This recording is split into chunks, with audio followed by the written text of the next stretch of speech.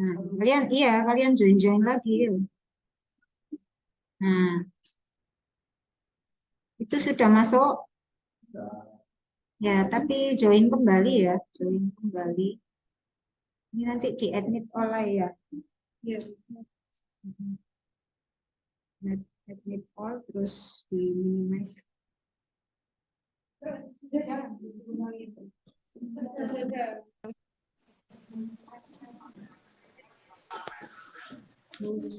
bukan saya.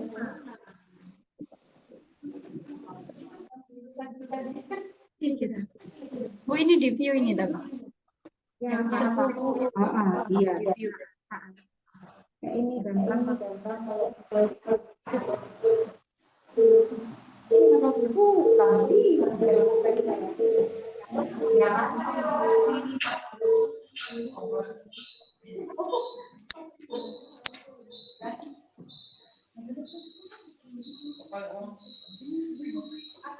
Recording in progress.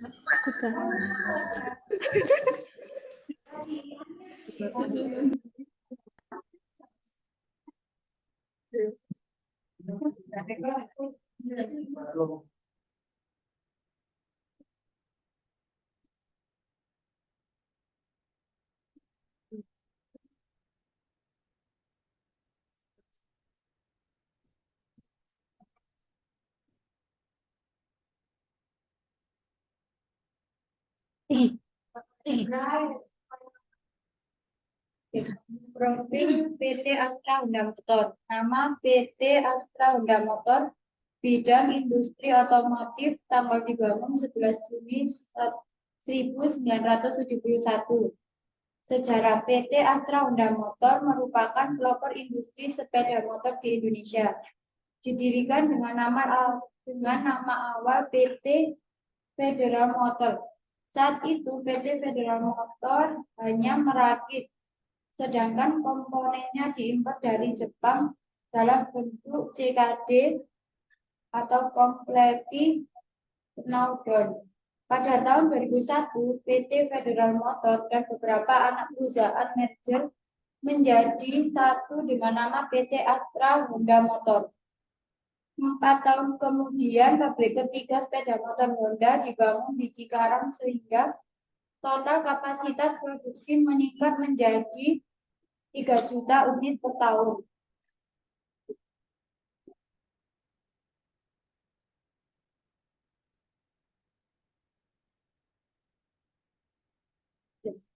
Pada 2010, PT Astra Honda Motor memperkenalkan One Heart atau satu hati sebagai filosofi perusahaan yang mencerminkan hubungan mendalam antara pengendara dan sepeda motornya. Melalui semangat One Heart atau satu hati, pada tahun 2015 PT Astra Honda Motor berhasil mencatatkan produksi motor ke 50 juta yang merupakan prestasi pertama di industri sepeda motor di Indonesia, bahkan untuk tingkat ASEAN. Sejalan dengan kualitas produk sepeda motornya yang semakin kompetitif, PT Astra Honda Motor berhasil masuk ke pasar motor di luar negeri dengan melakukan ekspor perdana Honda Beat ke Filipina. Ekspor ini kini telah merambah ke mancanegara dari kawasan Asia hingga Amerika. Selanjutnya akan dibacakan oleh Aida. Selanjutnya yaitu tentang dari segi kemajuan hukum di negara tujuan. Beberapa potensi tentang hukum yang dapat dihadapi oleh perusahaan yang beroperasi di Amerika Serikat melibatkan hal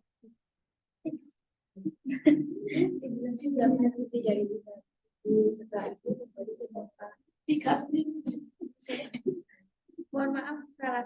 Tentang dari segi politik di negara tujuan, Kawashima melakukan survei yang berlangsung selama lebih dari 3 minggu. Setelah itu ia kembali ke Jepang dan melaporkan kepada Fujichiwa bahwa pasar Asia Tenggara memang menjanjikan sebagai imbalannya.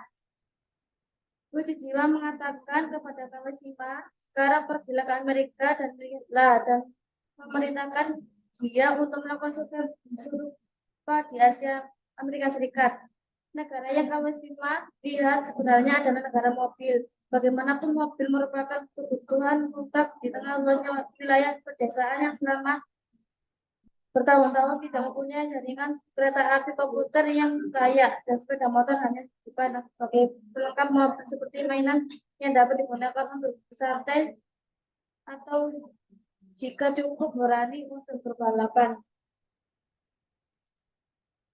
Tantangan dari segi kemajuan hukum di negara tujuan. Beberapa potensi tentang hukum yang dapat dihadapi oleh perusahaan yang beroperasi di Amerika Serikat melibatkan hal-hal seperti satu, regulasi bisnis. Perusahaan harus memahami dan mengetahui beberapa regulasi federal dan negara bagian berlaku untuk industri otomotif di Amerika Serikat.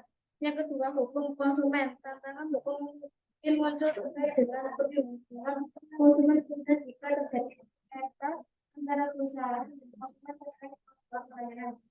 Yang ketiga,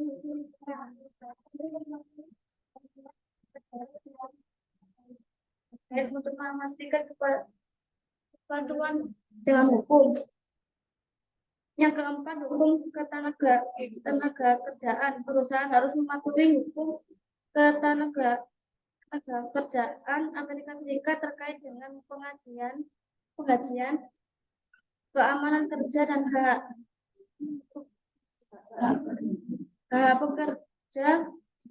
Yang kelima, hukum perdagangan internasional. Jika perusahaan terlibat dalam perdagangan internasional, maka perlu memahami dan mematuhi regulasi perdagangan internasional termasuk kebijakan dan sanksi perdagangan. Yang keenam, hukum kekayaan intelektual atau HKI. Perlindungan terhadap merek dagang,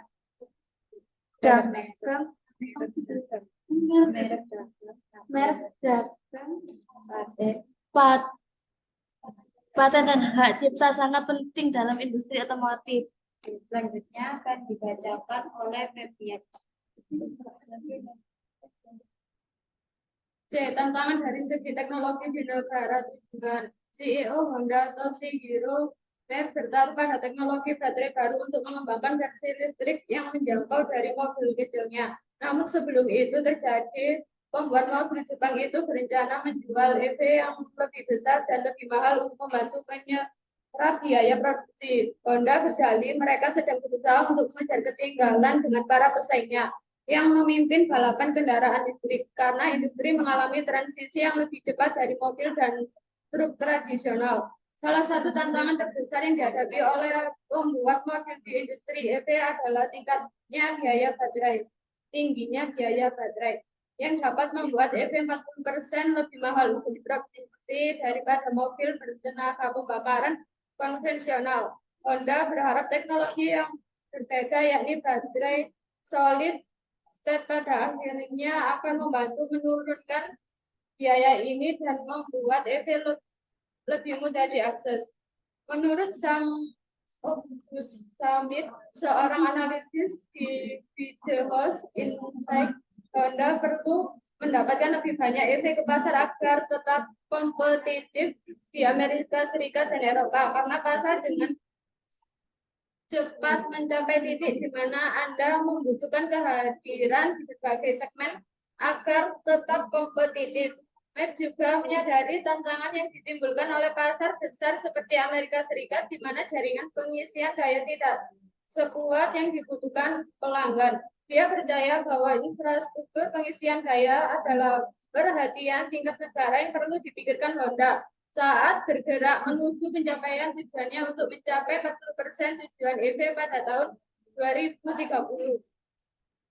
Terlepas dari tantangan tersebut, Honda berkomitmen untuk mengembangkan EV dan telah bekerja sama dengan Sony untuk mengembangkan mereka. Perusahaan juga telah berjanji untuk hanya menjual kendaraan listrik pada tahun 2040 mendatang. D. Aspek strategi di bidang keuangan. Dalam konteks strategi keuangan, PT Astra Honda Motor beberapa aspek yang dapat dipertimbangkan meliputi manajemen arus kas, pengelolaan risiko mata uang, strategi pendanaan, dan pengelolaan investasi. Fokus pada efisiensi operasional dan diversifikasi portofolio dapat menjadi langkah strategis untuk mencapai keseimbangan keuangan yang optimal.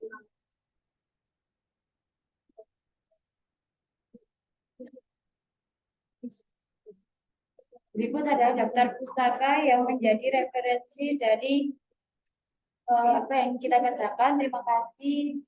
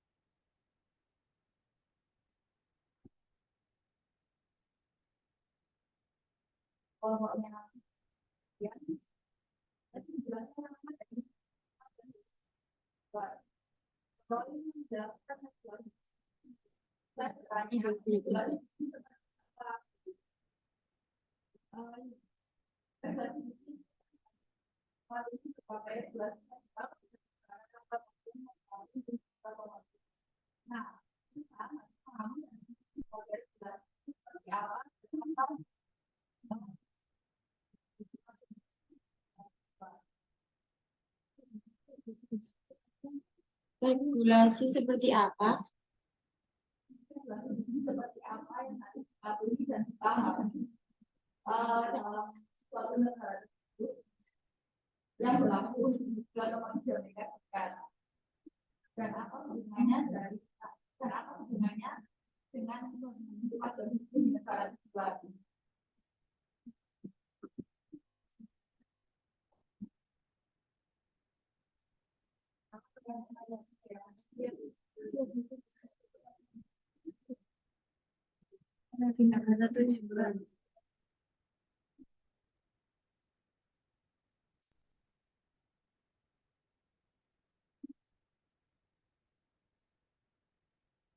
Ada lagi?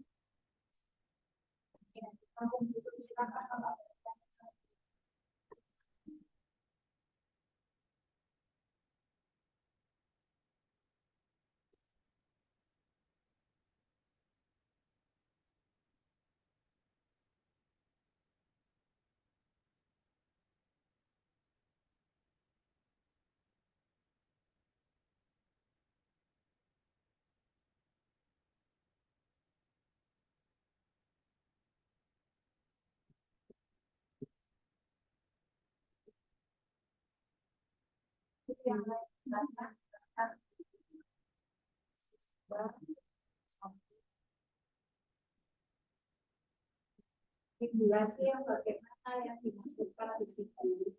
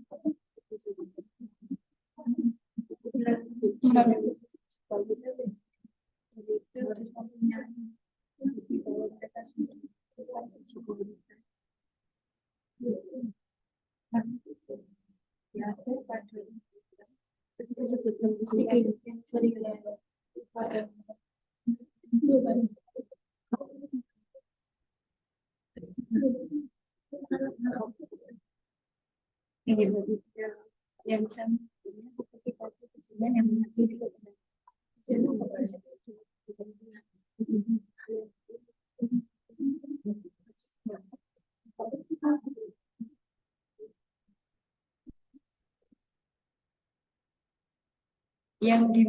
saya akan menjawab pertanyaan dari Fatimah Tuzatu yang regulasi bisnis seperti apa yang harus dipahami atau dipatuhi oleh negara tujuan.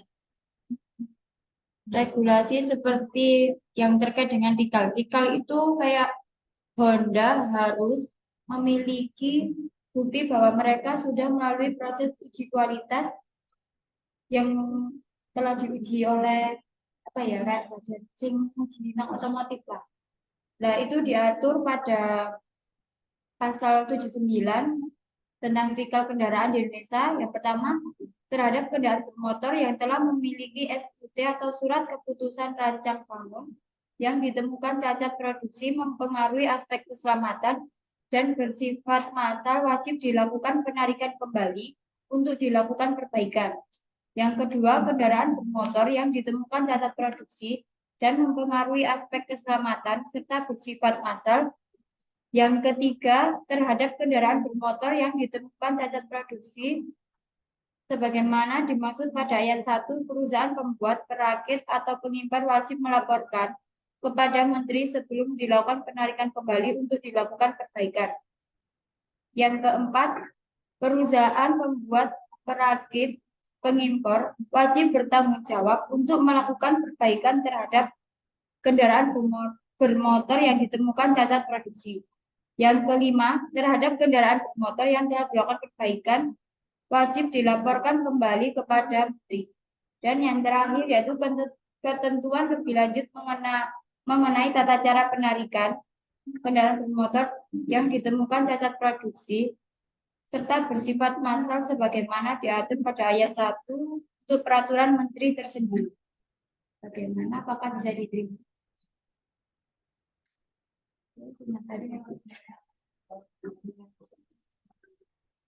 Sudah itu kenapa lagi yang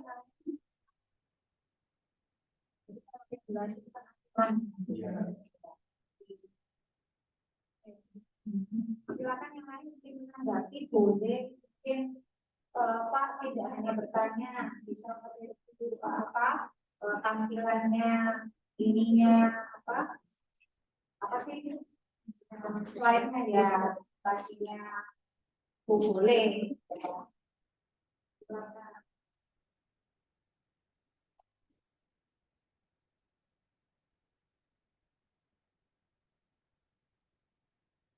Ya.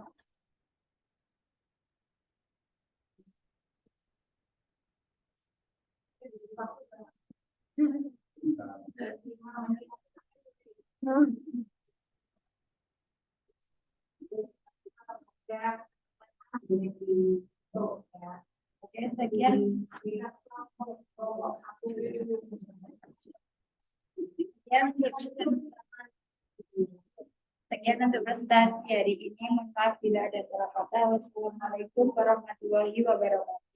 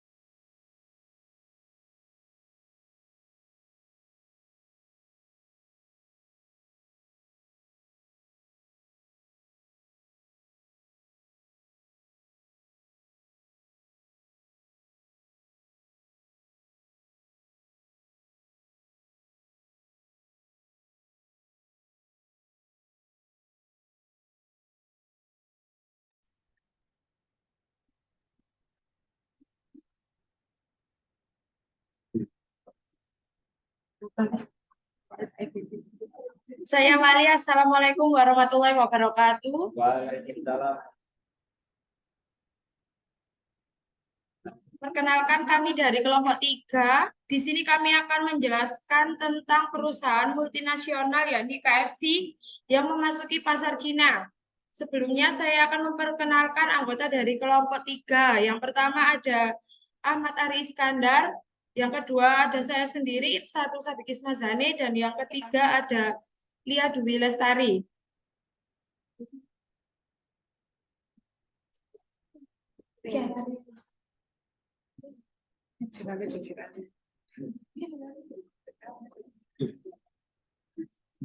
Yang pertama profil KFC. KFC dulu dikenal dengan nama Kentucky Fried Chicken. Adalah suatu merek dagang waralaba dari Yum Brands Inc. yang bermarkas di Louisville, Kentucky, Amerika Serikat. Didirikan oleh Paul Harlan Sanders. KFC dikenal terutama karena ayam gorengnya yang biasa disajikan dalam timba bucket dari kertas karton. Cole Sanders mulai menjual ayam gorengnya pada tahun 1939 di restoran miliknya pada tepi jalan di Corbin, Kentucky, yang selanjutnya pindah ke sebuah motel. Ia menutup usahanya pada akhir 1940-an sewaktu jalan tol Interstate melalui kotanya. Pada awal 1950-an, ia mulai berkeliling Amerika Serikat dan bertemu dengan Peter Harman di Salt Lake City, Utah. Dan pada tahun 1952 bersama-sama mendirikan restoran Kentucky Fried Chicken yang pertama di dunia. Restoran pertamanya tidak menggunakan nama tersebut. Namun, ekspansi perusahaan yang cepat melebihi Sanders yang sudah tua, dan dia menjualnya kepada sekelompok investor yang dipimpin oleh John Yeburn Jr. dan Jack C. Massey pada tahun 1964. Pemilik terakhir adalah Pepsi Co. yang menggabungannya dalam divisi perusahaan Tricon Global Restaurant yang sekarang dikenal sebagai Yum Brands Inc. Pada tahun 1997, Tricon terpisah dari PepsiCo.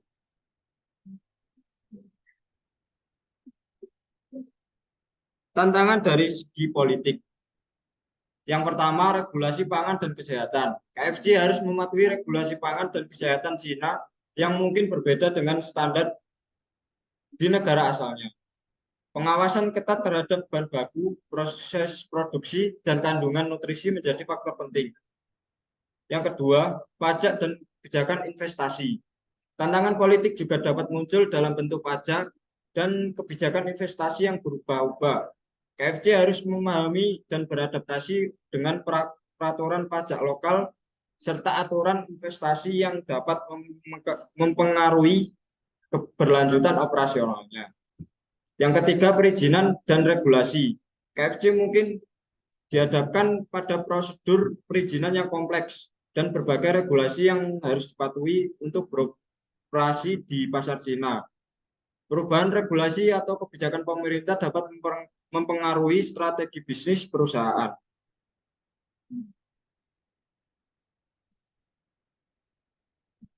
Yang keempat, hubungan pemerintah dan bisnis.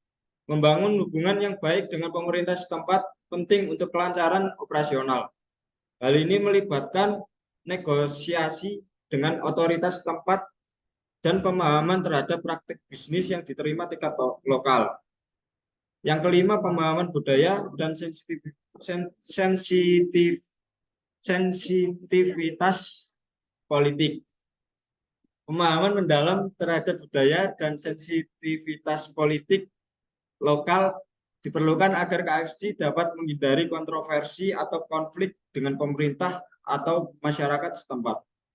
Yang terakhir, perubahan kebijakan ekonomi. Kebijakan ekonomi yang berubah di Cina, seperti perubahan dalam kurs mata uang atau kebijakan perdagangan, dapat mempengaruhi biaya operasional dan strategi harga perusahaan.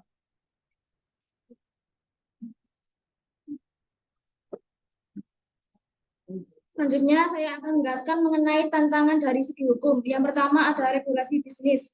Perusahaan asing di Cina harus mematuhi berbagai regulasi bisnis yang unik, termasuk prosedur pendirian perusahaan, perizinan, dan persyaratan pajak. Pemahaman mendalam terhadap sistem hukum dan birokrasi lokal sangat penting.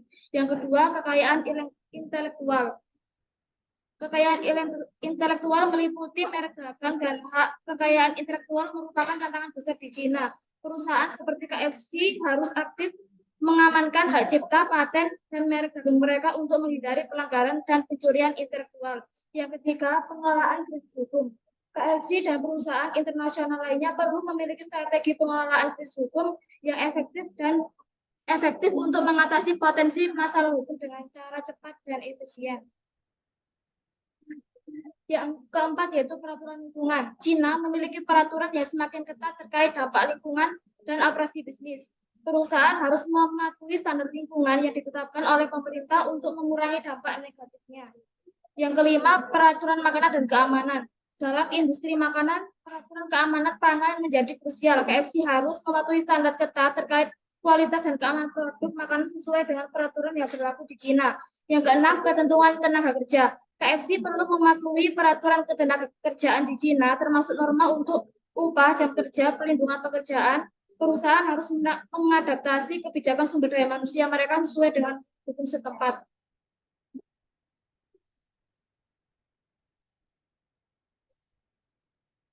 Selanjutnya yakni tantangan di segi kemajuan teknologi. Yang pertama, adaptasi sistem pembayaran. Perusahaan harus beradaptasi dengan sistem pembayaran lokal yang mungkin berbeda dengan negara asalnya. Mengingat Cina memiliki tren besar dalam pembayaran digital menggunakan platform seperti Alipay dan WeChat Pay. Yang kedua, e-commerce dan pengiriman makanan online.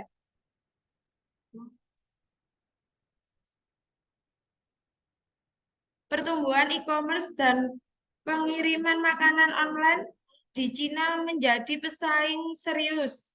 KFC perlu beradaptasi dengan model bisnis ini atau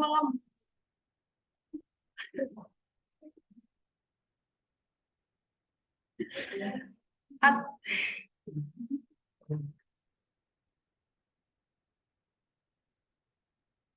KFC perlu beradaptasi. Ya, wis. Mohon maaf. Yang kedua, e-commerce dan pengiriman makanan online. Pertumbuhan e-commerce dan pengiriman makanan online di Cina menjadi pesaing serius. KFC perlu beradaptasi dengan model bisnis ini atau mengembangkan kemitraan dengan platform pengiriman makanan untuk mencapai pelanggan yang lebih luas. Yang ketiga, kepatuhan terhadap peraturan data dan privasi. Dengan kebijakan privasi yang semakin ketat, KFC perlu memastikan bahwa penggunaan data pelanggan sesuai dengan regulasi Cina untuk menghindari masalah hukum dan mempertahankan kepercayaan pelanggan. Yang keempat, adaptasi terhadap inovasi lokal. Cina seringkali memiliki inovasi teknologi lokal yang berbeda. KFC perlu dapat beradaptasi dengan cepat terhadap tren lokal dan menerapkan inovasi yang sesuai dengan kebutuhan pasar Cina. Kelima, inovasi menu berbasis teknologi. Mengintegrasikan inovasi teknologi dalam menu seperti pesanan mandiri melalui aplikasi atau kios otomatis dapat menjadi tantangan, tetapi juga dapat meningkatkan pengalaman pelanggan.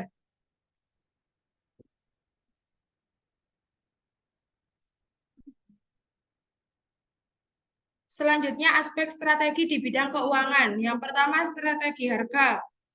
Penentuan harga yang sesuai dengan daya beli dan kebiasaan konsumsi di Cina, KFC perlu memperhitungkan faktor ekonomi dan bersaing dengan harga pesaing setempat. Yang kedua, kinerja keuangan dan pelaporan. Menjaga kinerja keuangan yang baik dan menyediakan laporan keuangan yang transparan untuk menarik minat investor dan mempertahankan kepercayaan pasar. Yang ketiga, analisis biaya benefit. Mengidentifikasikan dan mengevaluasikan dengan cermat semua biaya terkait ekspansi ke Cina, termasuk biaya operasional, biaya tenaga kerja, dan biaya pemasaran, untuk memastikan keberlanjutan dan profitabilitas jangka panjang. Yang keempat, manajemen arus kas. Efektivitas dalam manajemen arus kas menjadi sangat penting. Memahami pola pembayaran pelanggan dan mengelola siklus arus kas dapat membantu perusahaan menghindari masalah likuiditas. Yang kelima, biaya modal. Pengelolaan biaya modal menjadi kunci terutama dalam ekspansi dan pengembangan toko di Cina. Menilai opsi pembiayaan dan meminimalkan biaya pinjaman dapat menjadi strategi keuangan yang efektif. Itu tadi materi dari kelompok kami. Apakah ada yang ingin bertanya?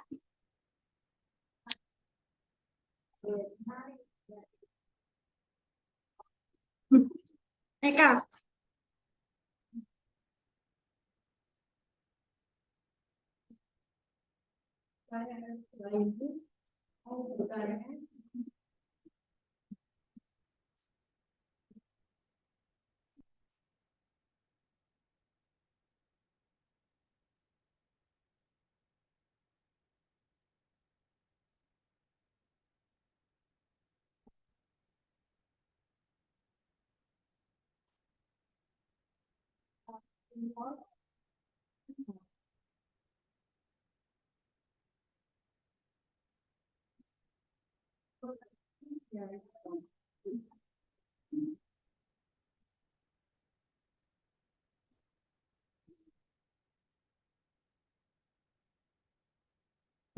Selanjutnya, saya Nina Yudana Nur Aini mau bertanya, bagaimana KFC menghadapi tuntutan hukum terkait isu hak cipta pada merek dan logo mereka?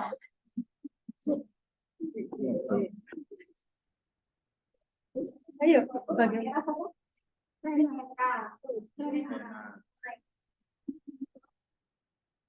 Bagaimana KFC menghadapi tuntutan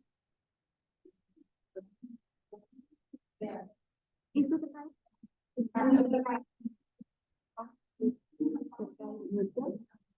cipta pada merek.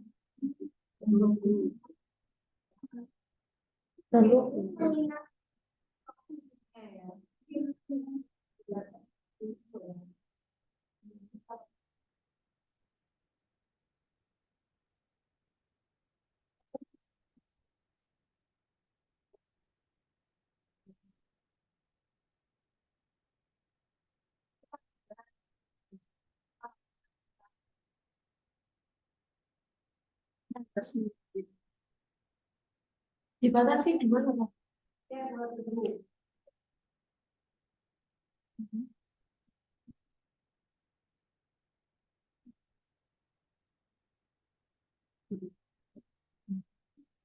Hmm.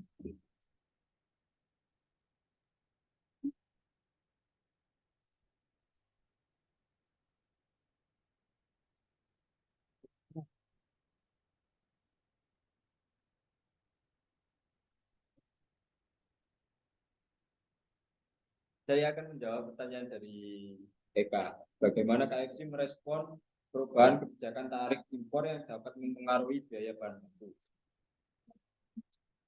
KFC akan memantau perubahan kebijakan tarif impor dan mencoba menyesuaikan harga bahan baku serta strategi rantai pasokan mereka untuk mengatasi dampaknya.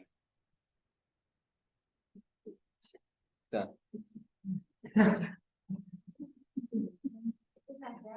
Iya.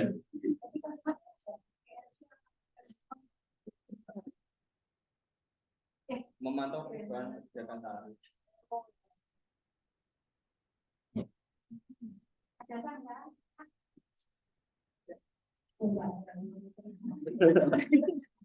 Pada. Saya akan menjawab pertanyaan dari Rena, bagaimana KFC menghadapi isu terkait hukum tak cipta pada merek dan logo mereka.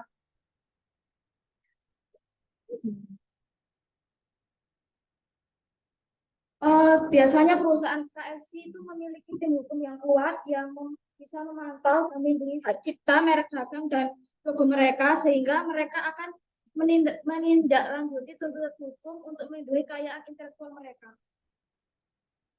Apakah bisa diterima? Terima kasih.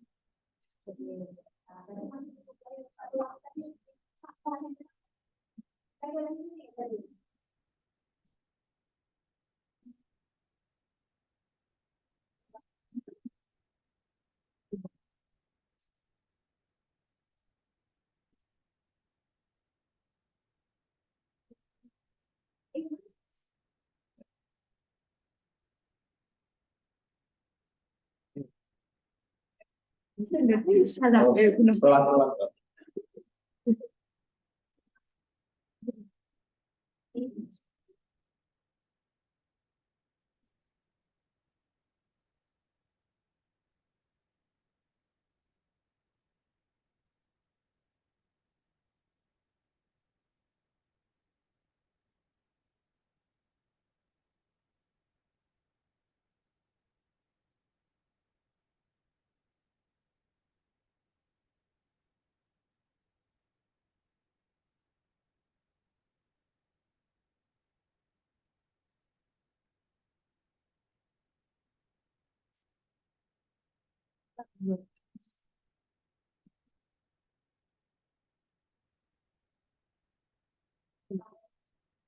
Iya.